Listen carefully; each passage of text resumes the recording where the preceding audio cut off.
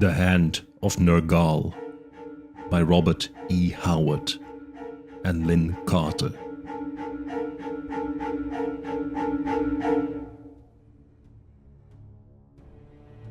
Chapter 1: Black Shadows. Crom! The oath was torn from the young warrior's grim-set lips. He threw back his head, sending his tousled shock of black hair flying, and lifted his smoldering blue eyes skyward. They widened in sheer astonishment. An eerie thrill of superstitious awe ran through his tall, powerfully built body, which was burned brown by fierce wasteland suns, broad-shouldered and deep-chested, lean of waist, long of leg, and naked, save for a rag of cloth about his loins and high-strapped sandals. He had entered the battle mounted as one of a troop of irregular cavalry, but his horse, given him by the nobleman Murillo in Corinthia, had fallen to the foeman's arrows at the first onset, and the youth had fought on afoot. His shield had been smashed by the enemy's blows. He had cast it aside and battled with sword alone. Above, from the sunset smoldering sky of this bleak, windswept Turanian steppe, where two great armies were locked in a fury of desperate battle, came horror.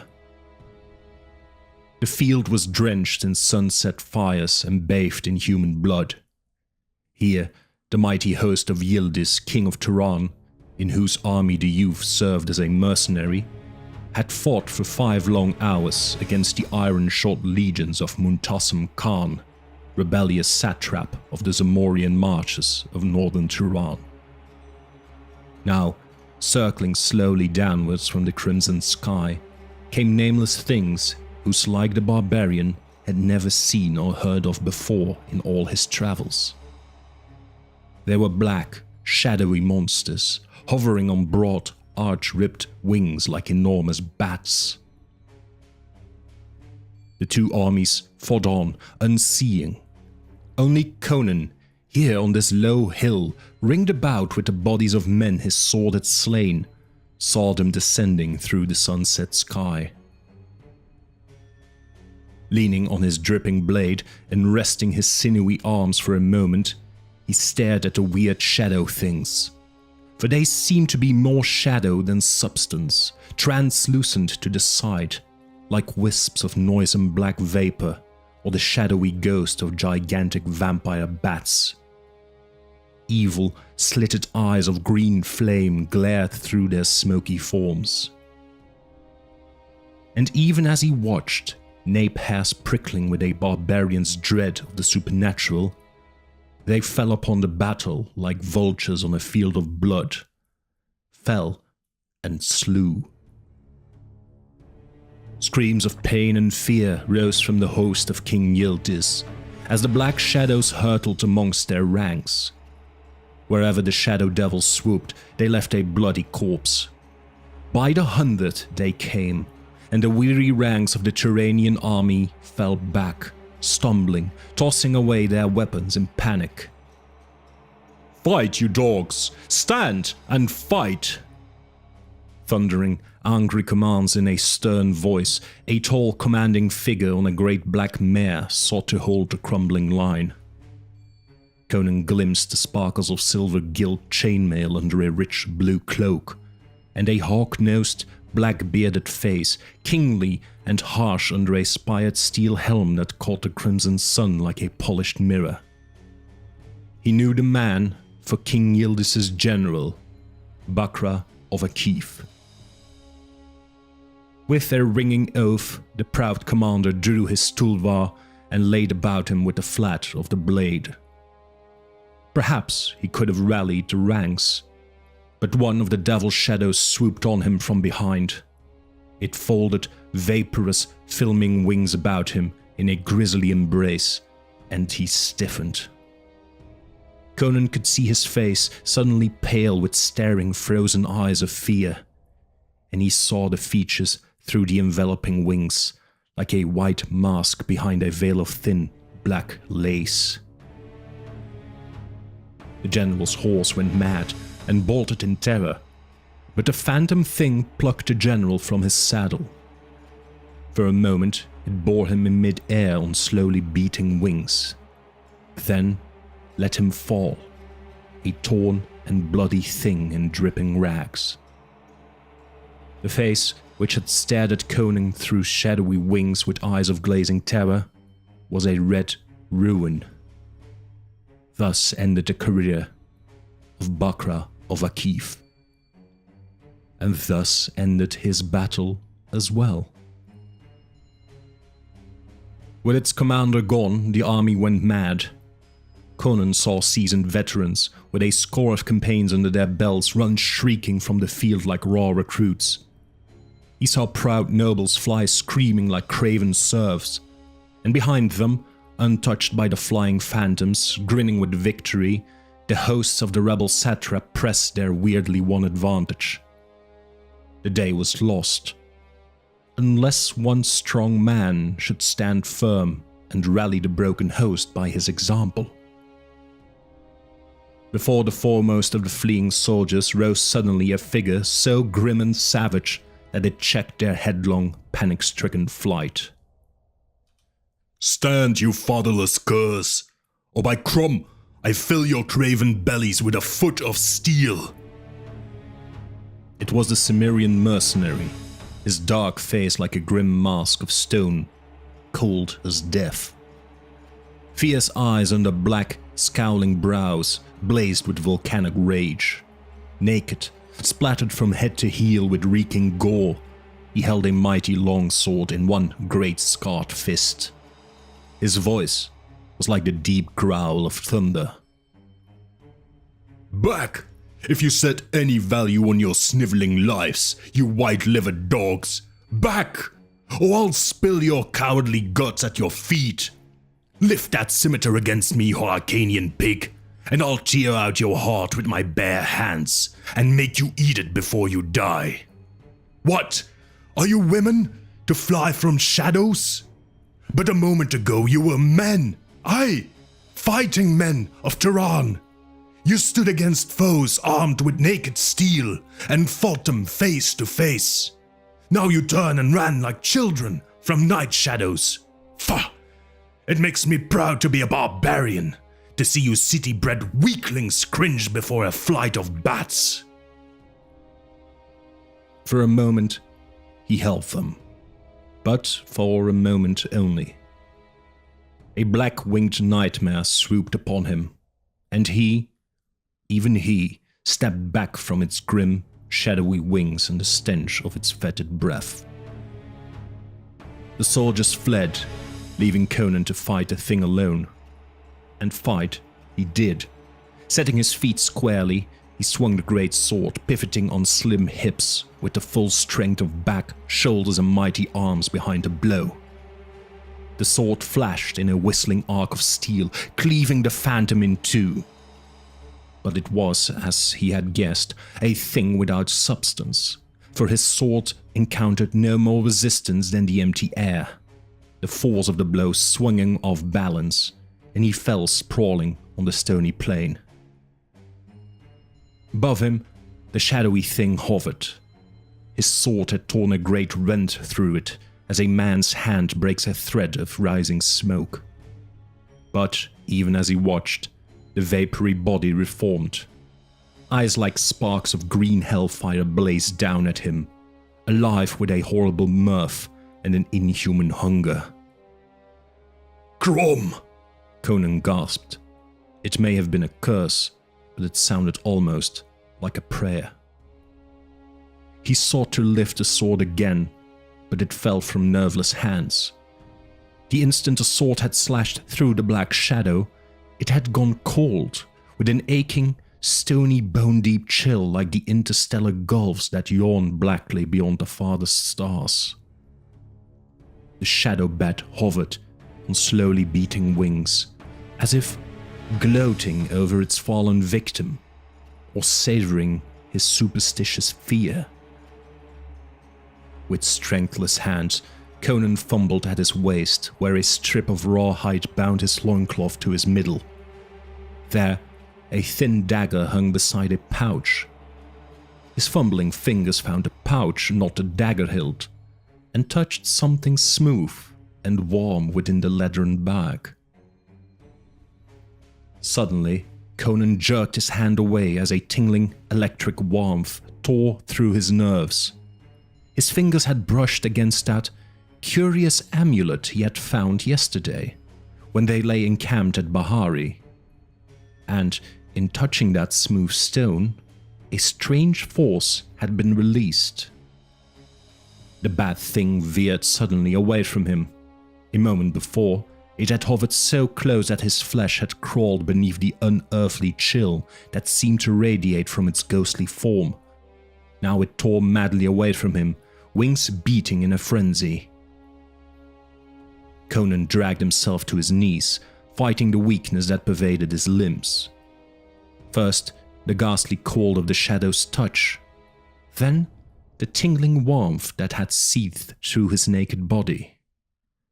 Between these conflicting forces, he felt his strength draining away. His vision blurred. His mind wavered on the brink of darkness. Fiercely, he shook his head to clear his wits and gazed about him. Mitra. Crom and Mitra. Has the whole world gone mad? The grisly host of flying terrors had driven the army of General Bakra from the field, or slain those that did not flee fast enough. But the grinning host of Muntasim Khan they had not touched, had ignored, almost as if the soldiers of Yaralet and the shadowy nightmare things had been partners in some unholy alliance of black sorcery. But now it was the warriors of Yaralet who fled screaming before the shadowy vampires. Both armies broken and fled. Had the world indeed gone mad? Conan wildly asked of the sunset sky. As for the Cimmerian, strength and consciousness drained from him suddenly, and he fell forward into black oblivion.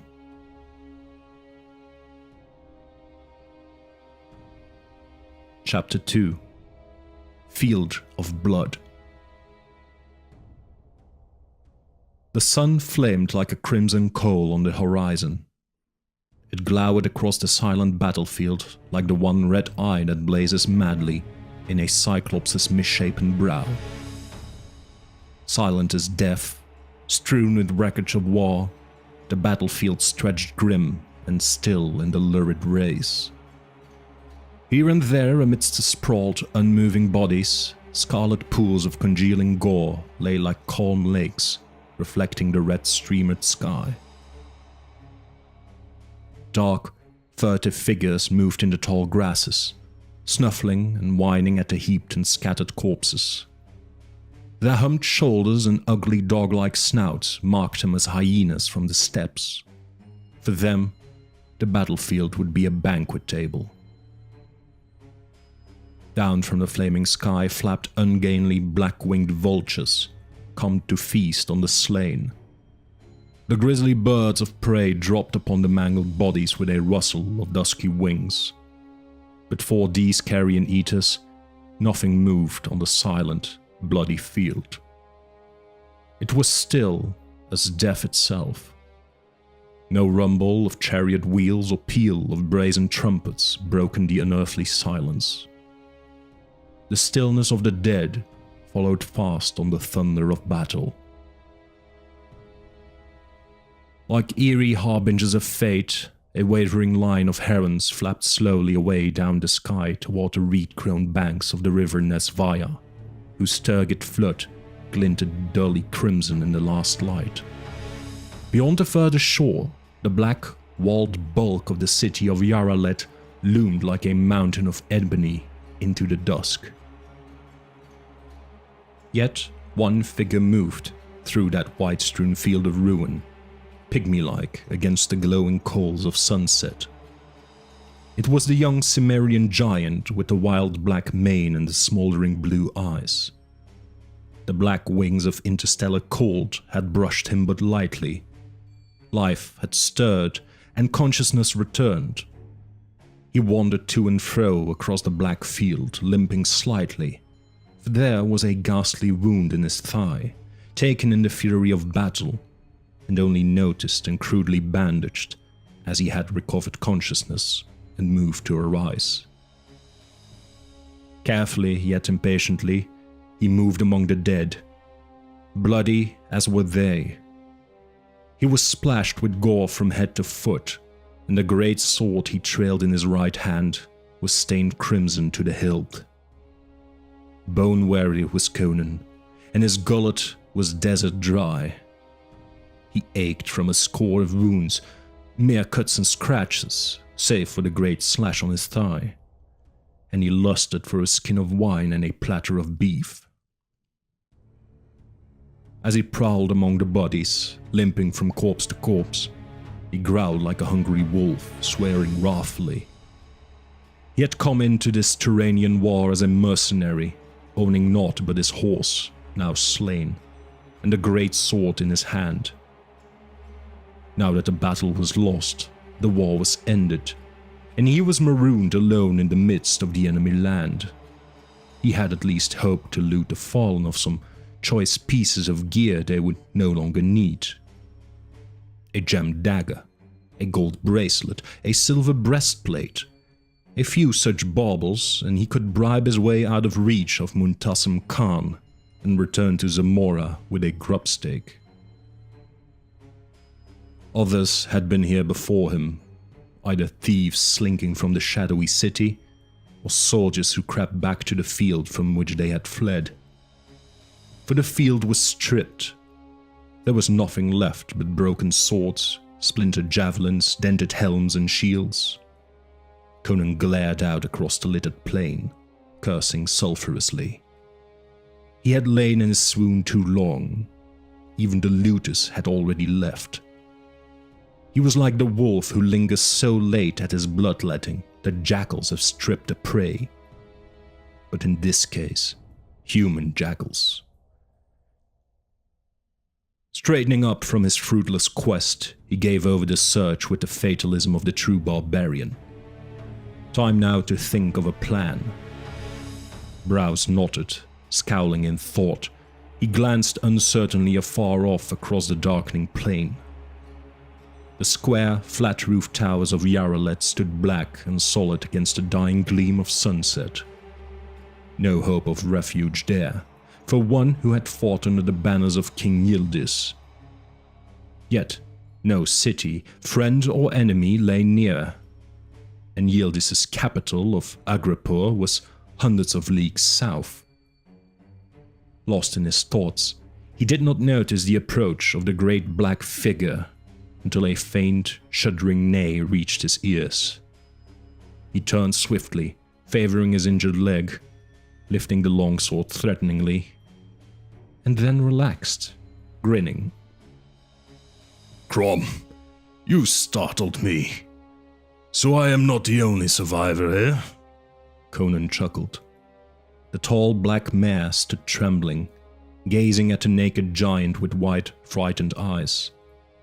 It was the same mount that General Bakra had ridden, he who lay somewhere on the field, sprawled in a puddle of blood. The mare whinnied, grateful for the sound of a friendly human voice. Although not a horseman, Conan could see that she was in a sad condition. Her sides heaved, lathered with the sweat of fear, and her long legs trembled with exhaustion. The devil bats had struck terror into her heart too, Conan thought grimly.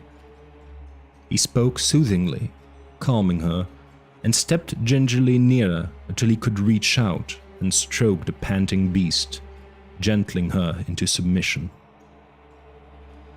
In his far northern homeland, horses were rare. To the penniless barbarians of the Cimmerian tribes, from whose loins he was sprung, the chief of great wealth owned a fine steed, or the bold warrior who had taken one in battle. But despite his ignorance of the fine points of horsemanship, Conan quieted the great black mare and vaulted into the saddle.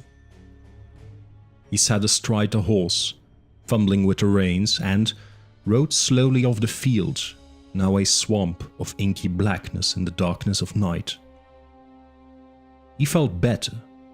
There were provisions in the saddlebags, and with a strong mare between his thighs, he had a good chance of making it alone across the bleak and barren tundras to the borders of Zamora.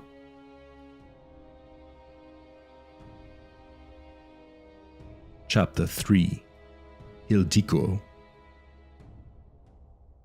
A low, tortured moan reached his ears. Conan jerked the reins, drawing the black mare to a halt, and peered about him suspiciously in the deep gloom. His scalp prickled in superstitious dread at the eerie sound. Then he shrugged and spat an oath. No night phantom, no hunting ghoul of the wastes. That was a cry of pain. This meant that still a third survivor of the doomed battle yet drew breath, and a living man might be presumed to be unlooted. He swung from the saddle, wrapping the reins about the spokes of a broken chariot wheel. The cry had come from the left. Here, at the very edge of the battlefield, a wounded survivor might well have escaped the cunning eye of looters. Conan might ride into Zamora with a pouch full of gems yet. The Cimmerian limped toward the source of the quavering moan, which came from the margin of the plain. He parted the straggling reeds that grew in shaggy clumps along the banks of the slow river, and glared down at a pale figure which writhed feebly at his very feet. It was a girl. She lay there, half naked, her white limbs cut and bruised. Blood was clotting in the foaming curls of her long black hair, like a chain of rubies. There was unseeing agony in her lustrous dark eyes, and she moaned in delirium. The Cimmerian stood looking down at her, noting almost absently the lithe beauty of her limbs and the rounded, lush young breasts. He was puzzled. What was a girl like this, a mere child, doing on a battlefield? She had not the sullen, flamboyant, solid look of a camp troll about her. Her slim and graceful body denoted breeding, even nobility. Baffled, he shook his head, black mane swinging against brawny shoulders. At his feet, the girl stirred. The heart of Tammuz. Oh, master, she cried softly, her dark head turning restlessly from side to side, babbling as one in a fever.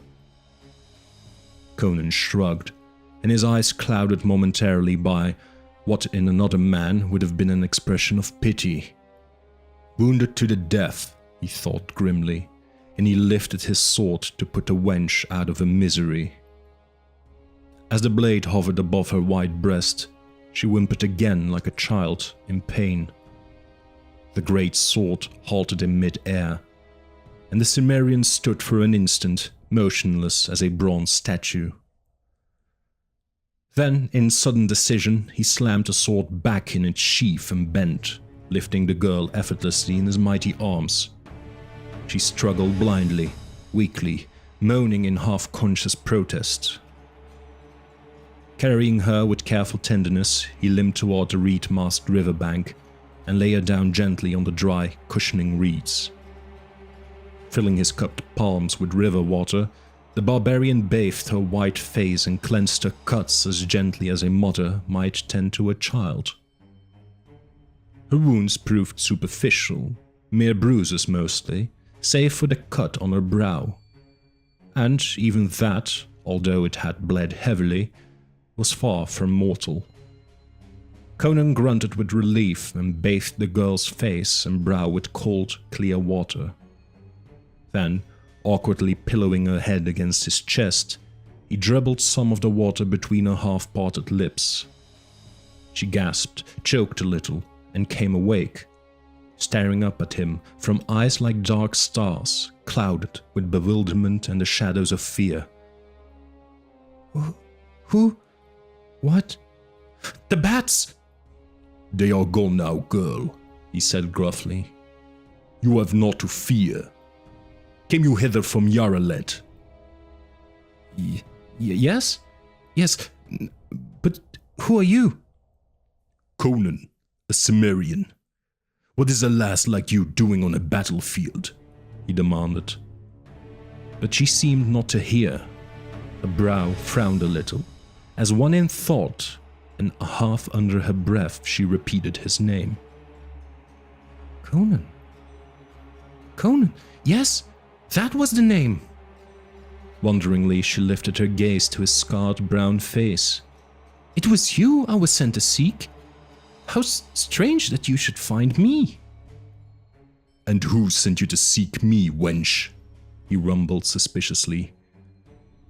I am Hildiko, a Brefunian, slave to the house of Atalis, the Farseeing, who dwells yonder in Yaralet. My master sent me in secret to move among the warriors of King Yildiz, to seek one Conan, a mercenary of Cimmeria, and to bring him by a private way to his house within the city. You are the man I seek. Aye. And what does your master want with me? The girl shook her dark head. That I know not, but he said to tell you that he means no harm, and that much gold can be yours if you will come. Gold, eh? He mused speculatively, helping her to her feet and steadying her with a brawny arm about her slim white shoulders as she staggered weakly. Yes, but I came not to the field in time to seek you before the battle, so I hid in the reeds along the river's edge to avoid the warriors. And then, the bats, suddenly they were everywhere, swooping upon the fallen, killing, and one horseman fled from them into the reeds, trampling me under his hooves unawares. What of this horseman? Dead? She shuddered. A bat tore him from the saddle and let his corpse fall into the river. I swooned, for in its panic the horse struck me. She lifted one small hand to a gashed brow. Lucky you were not slain, he growled. Well, lass, we shall visit this master of yours to learn what he wants of Conan and how he knows my name. You will come? She asked breathlessly. He laughed and, vaulting astride a black mare, lifted her to the saddle bow before him with powerful arms. I am alone amidst enemies in an alien land. My employment ended when Bakra's army was destroyed. Why should I scruple to meet a man who has picked me from 10,000 warriors, and who offers gold? They rode across the shallow ford of the river and across the gloom-drenched plain towards Yaralet, stronghold of Muntassam Khan. And Conan's heart, which never beat more joyously than when thrilled with the promise of excitement and adventure, sang.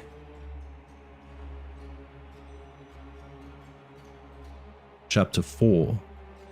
The House of Atalis.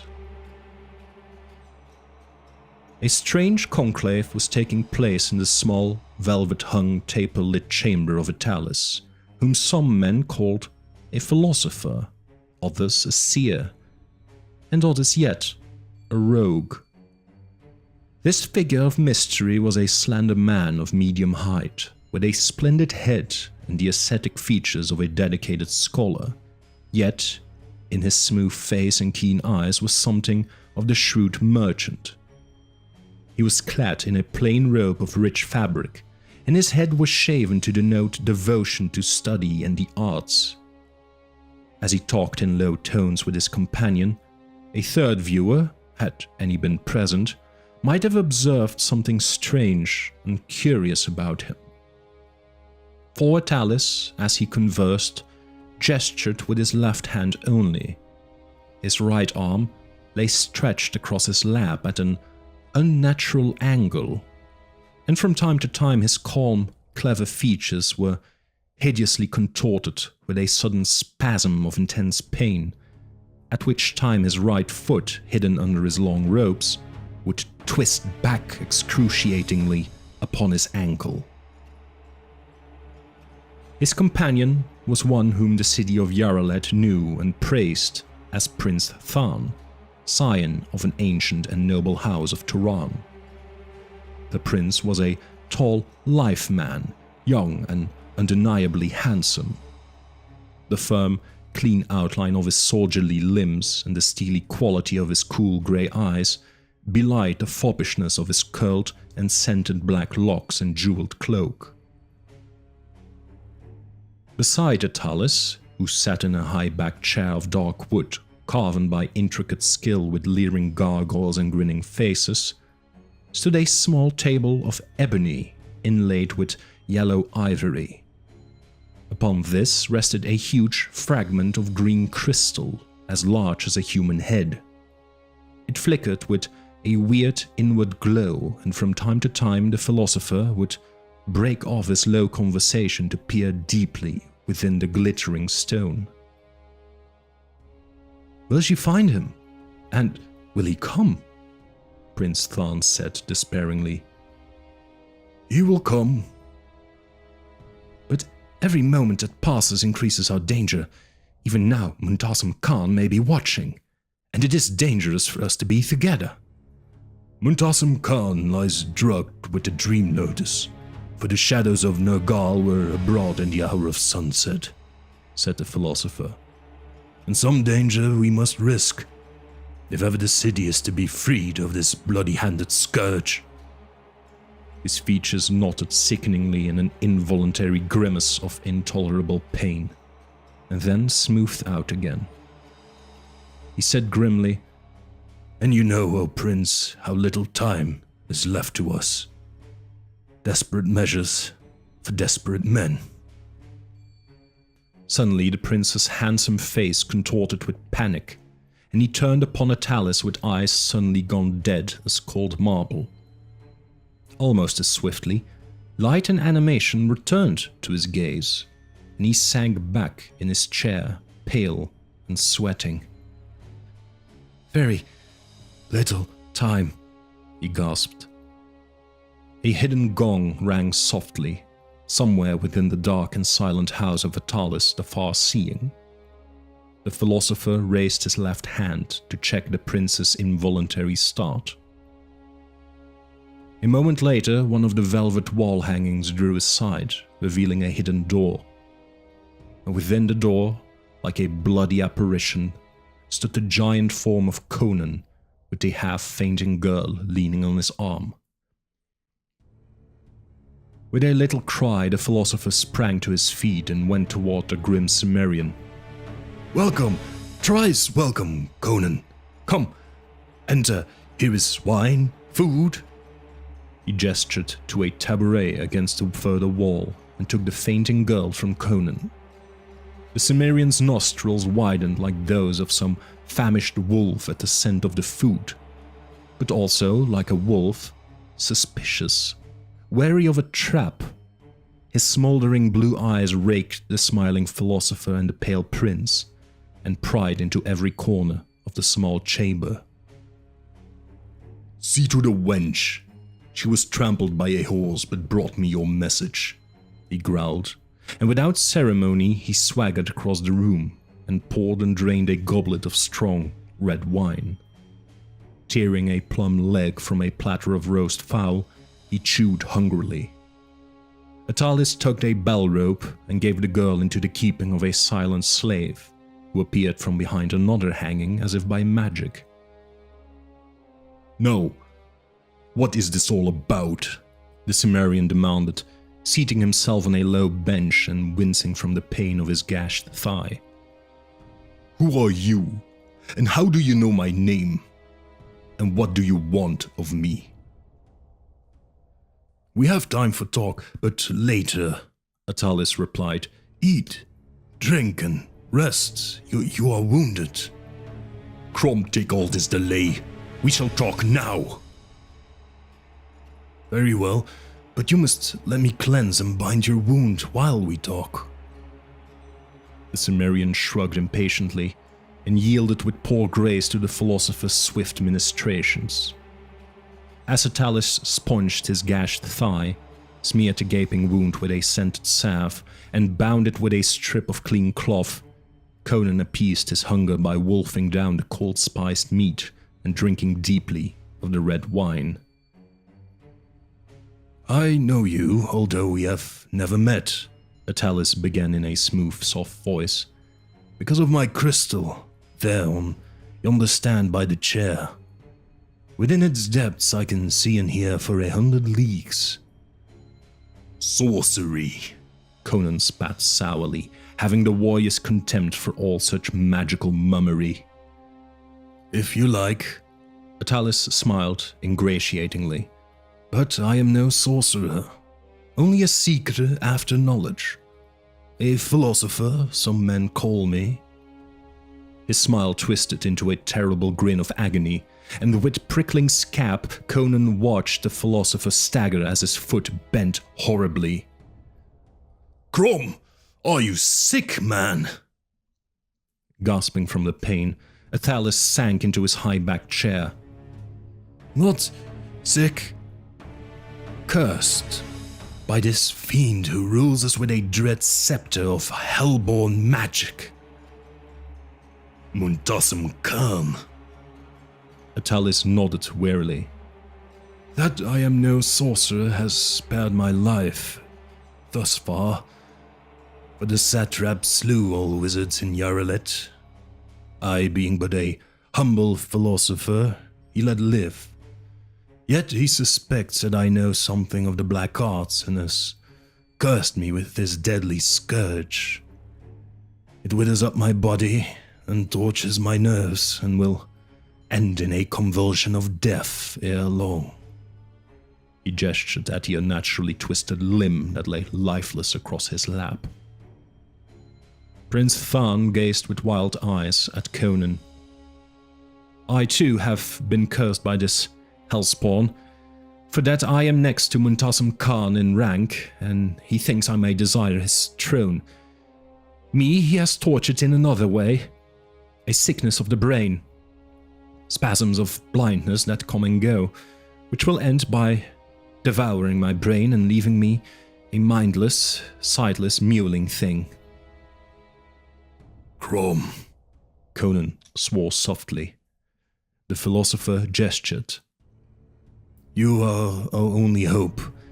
You alone can save our city from this black-hearted devil that torments and plagues us. Conan stared at him blankly. Aye, but I am no wizard, man. What warrior can do with cold steel I can do, but how can I combat these devils' magics? Listen, Conan of Cimmeria, I will tell you a strange and awful tale.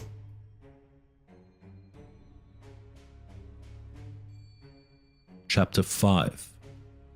The Hand of Nergal. Atalis said, In the city of Yaralet, said Atalis, when night falls, the people bar their windows, bolt their doors, and sit shuddering behind these barriers, praying in terror with candles burning before their household gods, till the clean, wholesome light of dawn etches the squat towers of the city with living fire against the paling skies. No archers guard the gates, no watchman stride the lonely cities, no thief steals nimbly through the winding alleys, nor do painted sluts simper and beckon from the dark shadows. For in Yaralet, rogues and honest folk alike shun the night shadows.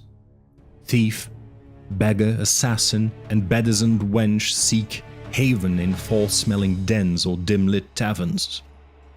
From dusk to dawn, Yaralet is a city of silence, her black ways empty and desolate. It was not always thus. Once this was a bright and prosperous city, bustling with commerce, with shops and bazaars, filled with happy people who lived under the strong hand of a wise and gentle satrap, Muntasim Khan.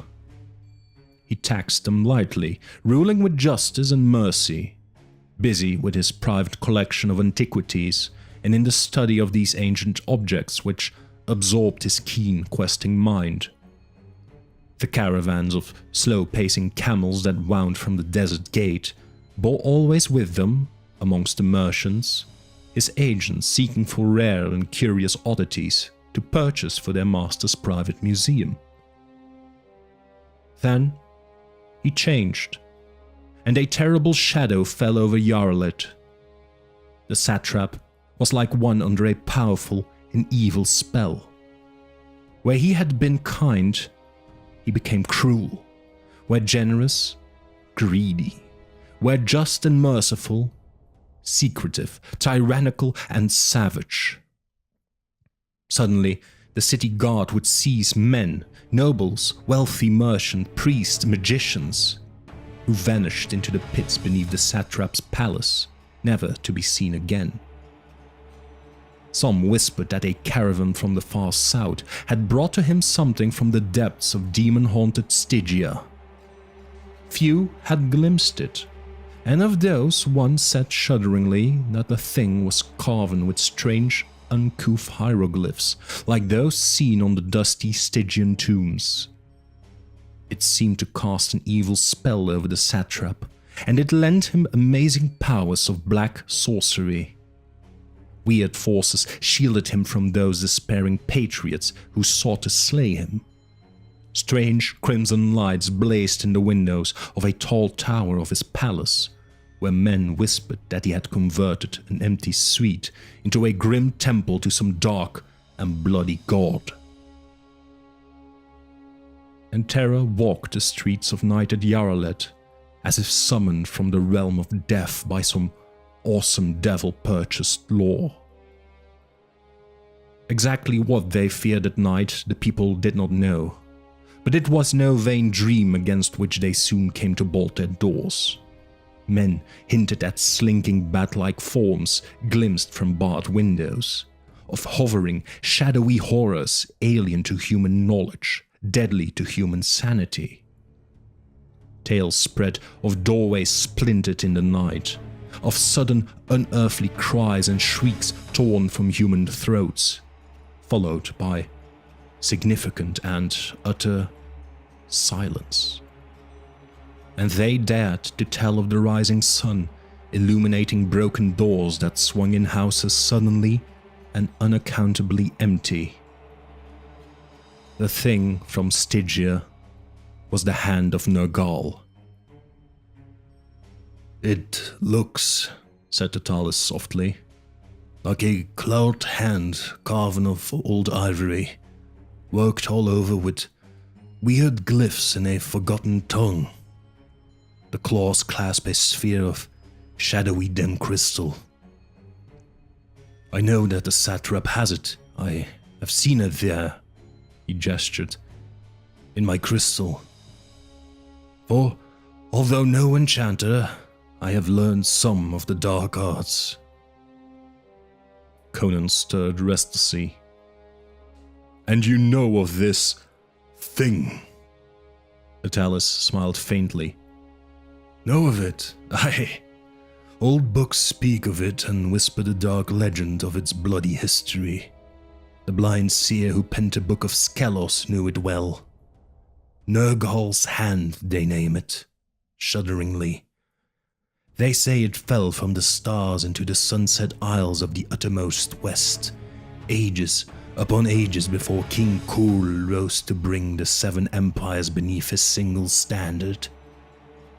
Centuries and ages beyond thought have rolled across the world since first bearded Pictish fishermen drew it dripping from the deep and stared wonderingly into its shadowy fires. They bartered it to greedy Atlantean merchants, and it passed east across the world. The withered, hoary bearded mages of Elder Thul and Dark Quandar probed its mysteries in their towers of purple and silver. The serpent men of shadow-haunted Volusia peered into its glimmering depths. With it, Komyazov whelmed the 30 kings until the hand turned upon and slew him. For the Book of Skelos says the hand brings 2 gifts unto its possessor. First, power beyond all limit, and then death beyond all despair. Only the calm voice of the philosopher droned through the hushed room, but the black-headed warrior thought he could hear, as in a dream, the faint echo of thundering chariots, the clash of steel, the cry of tormented kings drowned in the clangor of collapsing empires. When all of the elder world was broken in the cataclysm and the green sea rolled in restless fathoms above the shattered spires of lost Atlantis, and the nations sank one by one in red ruin, the hand passed from the knowledge of men. For 3,000 years the hand slept, but when the young kingdoms of Koth and Ophir awoke and slowly emerged from the murk of barbarism, the talisman was found. The dark wizard kings of grim Acheron plumbed its secrets, and when the lusty Hyborians broke that cruel kingdom beneath their heel, it passed southwards into dusty Stygia, where the bloody priests of that black land set it to terrible purposes in rites of which I dare not speak. It fell when some swarthy sorcerers was slain and was buried with them, sleeping away the centuries. But now tomb robbers have roused the hand of Nergal again, and it has come into the possession of Muntasim Khan. Temptation of ultimate and absolute power, which it holds out to all, has corrupted him, as countless others have been corrupted, who fell beneath its insidious spell. I fear me, Cimmerian, for all these lands, now that the demon's hand wakes and dark forces walk the earth again. Talus's voice died away in whispering silence, and Conan growled, uneasily, bristling. Well? Crom man, what have I to do with such matters? He rumbled. You alone can destroy the influence of the talisman over the satrap's mind. The smoldering blue eyes widened. Oh. You alone possess the counter-talisman. You are mad. I hold no truck with amulets and such like magical trash. Talus stilled him with a lifted palm. Did you not find a curious golden object before the battle? He queried softly. Conan stared. Aye, that I did. At Bahari yestereve, as we lay in camp. He plunged one hand into his pocket pouch and drew out a smooth, glowing stone. The philosopher and the prince stared at it, drawing in their breaths. The heart of Tammuz. Yes, the counter-talisman in very truth. Heart-shaped it was, and large as a child's fist, worked in golden amber, or perhaps rare yellow jade. It lay there in the Cimmerian's hand, glowing with soft fires, and he remembered with a prickling of awe how the healing, tingling warmth of it had driven from his body the supernatural chill of the bat-winged shadows. Come, Conan, we shall accompany you. There is a secret passageway from my chamber into the satrap's hall, an underground tunnel like that by which my slave Hildiko let you under the city streets into my house. You, armed with the protection of the heart, shall slay Muntasim Khan or destroy the hand of Nergal. There is no danger, for he lies deep in a magical slumber, which comes upon him whenever he has need to summon forth the shadows of Nergal, as he has already done this night to overwhelm the Turanian army of King Yildiz. Come, Conan strode to the table and drained the last of the wine. Then, shrugging, muttering an oath to Crom, he followed the limping seer and the slim prince into a dark opening behind an arras. In a moment, they were gone, and the chamber lay empty and silent as a grave. The only motion came from flickering lights within the green, jagged crystal beside the chair.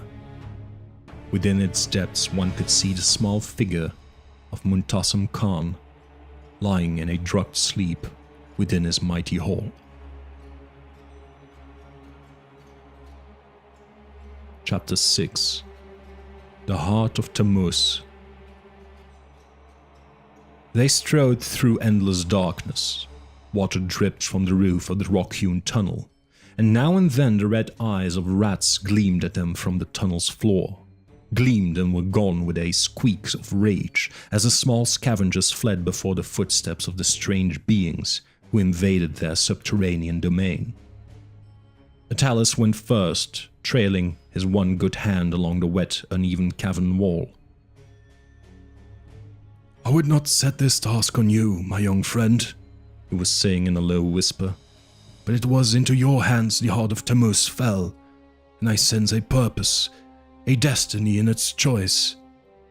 There is an affinity between opposed forces, such as the dark power we symbolize as Nergal and the power of light we call Tammuz.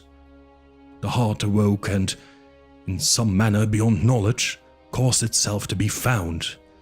For the hand was also awake and working its dread purpose. Thus, I commend to you this task, for the powers seem to have singled you for this deed. Hush! We are beneath the palace now. We are almost there." He drew ahead and stroked one delicate hand over the rough surface of rock that closed off the passage. A mass of rock swung silently aside on secret counterweights. Light burst upon them. They stood at one end of a vast shadow-filled hall whose high, vaulted roof was lost in darkness overhead. In the center of the hall, which was otherwise empty save for rows of mighty columns, stood a square dais, and upon the dais a massive throne of black marble, and upon the throne Muntassam Khan. He was of middle years, but thin and wasted, gaunt to the point of emaciation. Paper white, unhealthy flesh and shrunken upon his skull-like face, and dark circles shadowed his hollow eyes.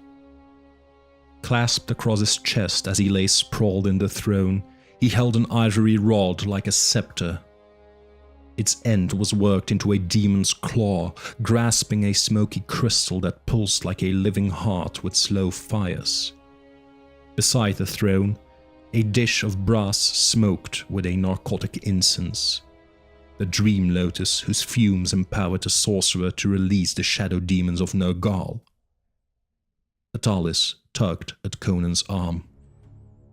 "See, he still sleeps. The heart will protect you.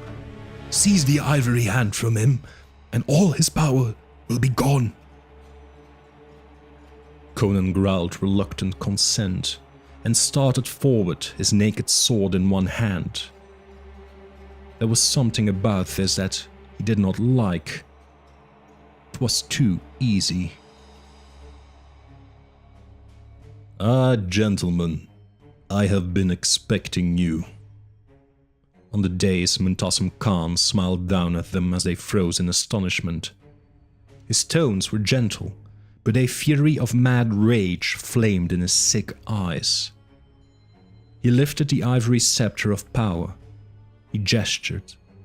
The lights flickered eerily, and suddenly, shockingly, the limping seer screamed. His muscles contorted in a spasm of unendurable agony. He fell forward on the marble flags, writhing in pain. "Crom!" Prince Than plucked at his rapier, but a gesture of the magic hand stayed him. His eyes went blank and dead. Icy sweat started from his paling brow. He He shrieked and sank to his knees, clawing frantically at his brow as pangs of blinding pain tore through his brain. "And you, my young barbarian?" Conan sprang. He moved like a striking panther, burly limbs a blur of speed. He was upon the first step of the dais before Muntasim Khan could move. His sword flashed up, wavered, and fell from strengthless hands.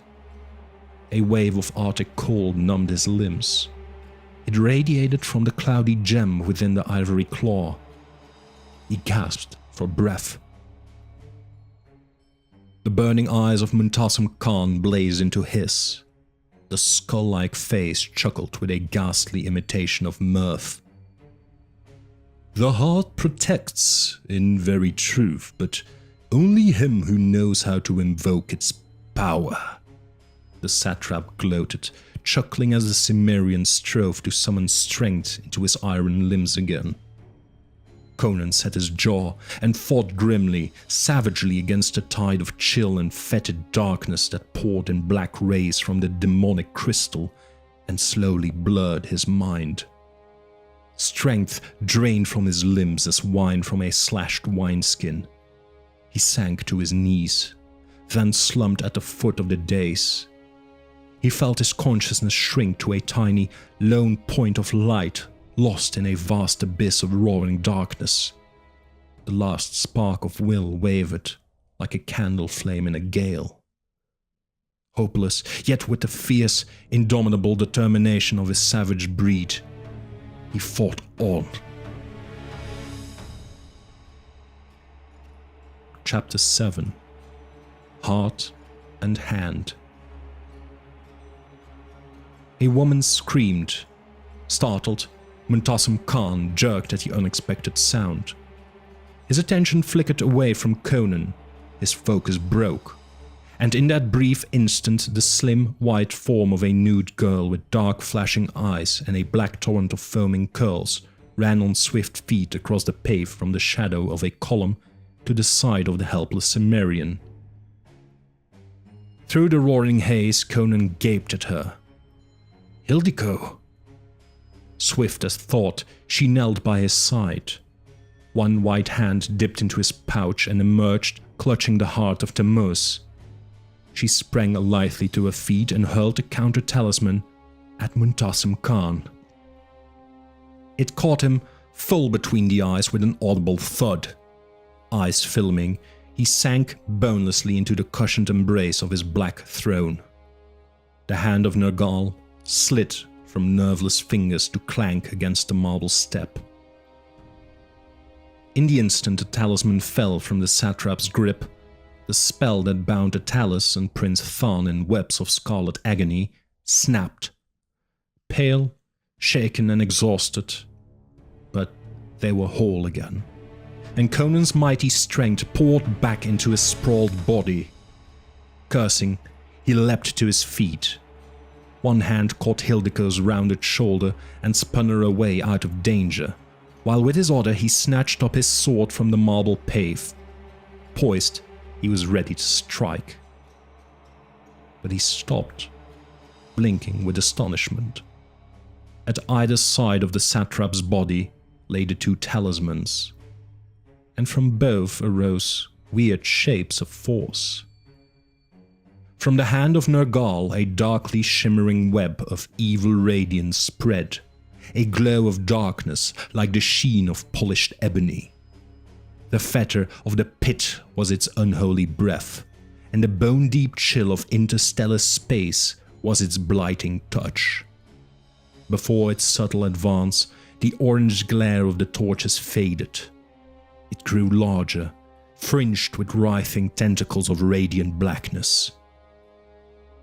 But a nimbus of golden glory strengthened about the heart of Tammuz and rose, forming a cloud of dazzling amber fire. The warmth of 1,000 honey-hearted springs flowed from it, negating the arctic chill, and shafts of rich gold light cleaved the inky web of Nergal. The two cosmic forces met and fought. From this battle of the gods, Conan retreated with reluctant steps, joining his shaken comrades. He stood with them, staring with awe at the unimaginable conflict. Trembling, the nude form of Hildiko shrank into the shelter of his arm. "How did you get here, girl?" he demanded. She smiled wanly, with frightened eyes. "I awoke, recovering from my swoon, and came into the master's chamber, and finding it empty.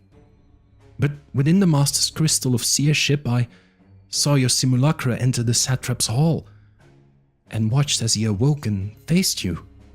I followed, and finding you in his power, chanced all on a try for the heart."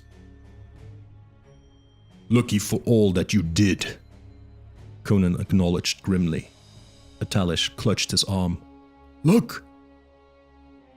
The golden fog of Tammuz was now a giant, flashing figure of intolerable light, dimly man-like in configuration, but huge as those colossi hewn from the stone cliffs of Shem by age-forgotten hands.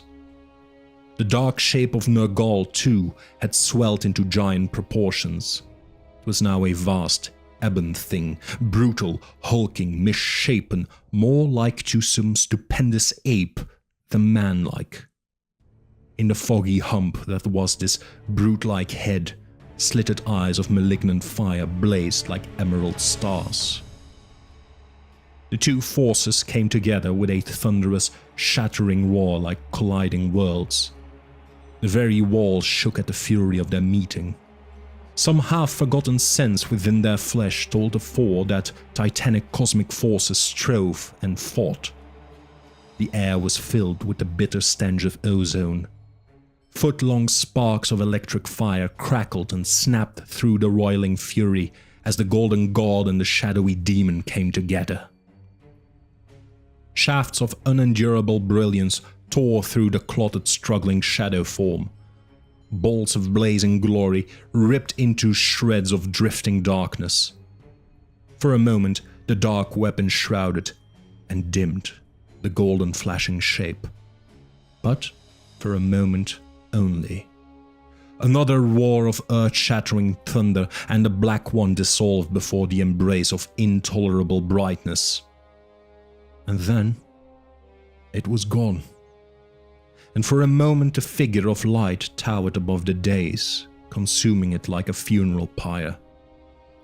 And then it, too, was gone. Silence reigned in the thunder-riven hall of Muntasim Khan. Upon the blasted dais, both talismans had vanished, whether reduced to atoms by the fury of the cosmic forces that had been released here, or transported to some far place to await the next awakening of the beings they symbolized and contained. None could say. And the body upon the dais? Naught of it was left, save for a handful of ashes. "The heart is always stronger than the hand," Atalis said softly in the ringing silence. Conan reined the great black steed with a rough but masterly hand. It trembled, eager to be off, hooves ringing on the cobbles. He grinned, his barbaric blood thrilling to the might of the superb mare. A vast cloak of crimson silk belled from his broad shoulders, and his coat of silvered iron mesh mail glittered in the morning light. "You are determined, then, to leave us, Conan?" asked Prince Than, resplendent in his robes as new satrap of Yaralet. "Aye. The satrap's guard is a tame place, and I hunger for this new war King Yildiz is mounting against the hill tribes. A week of inaction, and I've had a belly full of peace. So fare you well, Than, Atalis." He tugged sharply on the reins, drawing the black mare about, and cantered out of the courtyard of the seer's house, while Atalis and the prince watched benignly. "Odd that a mercenary like Conan would accept less in payment than he could get," the new satrap commented. "I offered him a chest full of gold, enough to support him for life. But he would take only one small sack, together with the horse he found on the battlefield, and his pick of arms and garments. Too much gold, he said, would only slow him down. Atalis shrugged, then smiled, pointing to the far end of the courtyard. A slim Brythunian girl with long mane of black curls appeared in a doorway. She came up to Conan, who drew the mare to a halt. He bent to speak with her. They exchanged a few words. Then he reached down and caught her supple waist and swung her up before him onto the saddle.